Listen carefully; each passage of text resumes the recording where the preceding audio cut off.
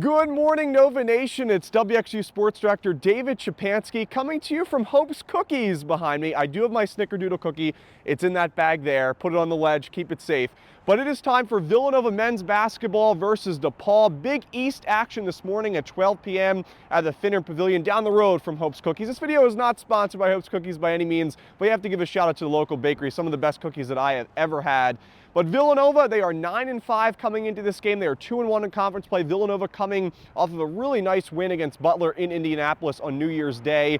Villanova had a 22-1 run to end the game. Eric Dixon, almost 30 points, continues to lead the nation in scoring with 26 points per game. Wooga Poplar had another double-double, 18 points, 15 rebounds, so a lot to like from Villanova in that game against Butler the other day. As for the game today, they'll get ready to take on DePaul. The Blue Demons, they are also 9-5 so far this season, but they have really struggled in conference play. They are 0-3 so far in Big East play. I want to make sure the cookies are safe. They are. But yeah, DePaul 0-3 in conference play this season. They played some tough teams. They lost to Providence in overtime, then they lost to St. John's, and most recently UConn in Chicago. But they have really struggled when they are not playing quad 4 teams this season. 8 of DePaul's 9 wins have come against quad 4 opponents this season. They are 0-4 in quad 4 games this season. So they've really struggled when they play tough opponents. But, you know, they're trying to rebuild this program. Chris Holtman has taken over. He had some really good runs with Ohio State as well as Butler, so he's their new head coach. When you look at their scorers, Jacob Meyer is their leading scorer. He's averaging a little bit more than 14 points per game, a transfer from Coastal Carolina.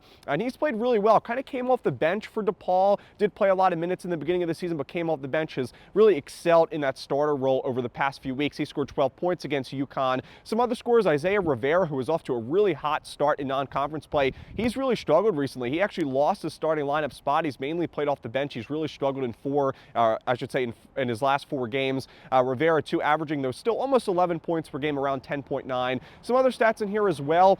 David Skogman is questionable in this game for DePaul. He suffered a lower leg injury a few days ago, almost a week ago, I should really say. So he's questionable to play tonight, or I should say this afternoon, against Villanova. Some other stats in here as well. An interesting player to keep an eye on is Connor Enright. And Connor Enright is actually their leading scorer in conference play. He's averaging 12 points per game. When you look at overall this season, he's averaging almost 9, around 8.8 points per contest. But he is one of the best playmakers in the country. He is 6th right now in the nation in assists, averaging more than 7 assists per contest for DePaul. So Enright, I think, is definitely the player to watch for this DePaul Blue Demons team. But as I said earlier, when they don't play quad 4 opponents, they've really struggled. When you look at their stats, they're averaging 79 points per game this season. But in Big East play, they're averaging just 64 points per game. Their defense has also really struggled, especially to force turnovers. They have allowed 80 points per game in their 3 conference games this season, and they are 0-3 in Big East play so far here in 2024-25. So DePaul has definitely played better basketball than where they were last season, but still, I mean, when they play tough teams like Villanova, they really do struggle. They suffer blowout losses. As I said, 0-4 in quad 1 games this season. 8 of their 9 wins have come against quad 4 opponents this season. They are a pretty good rebounding team. That's one of their biggest strengths, and they do shoot the ball pretty well, about 38% from behind the arc. But like I said, big difference between non-conference play stats and conference play stats. So we'll see how DePaul does today. Villanova is about 9-10 point favorites, depending on where you look. I think that Villanova should easily win this game today, but you do want to be careful to not overlook DePaul, right? Because when you look at the schedule down the road, you have UConn coming in on Wednesday and then St. John's next weekend. So you don't want to overlook DePaul, even though they have really struggled. They were just 2-4 in the month of December. Of course, they lost their first game in January to UConn just a few days ago. So we'll see if Skogman plays, but Rivera has really struggled. Kind of the 2 players I'd really keep an eye on, Jacob Meyer, their leading scorer, as well as Connor Enright. Thanks for tuning in to this preview video. I'm going to eat the Snickerdoodle cookie. I'll post it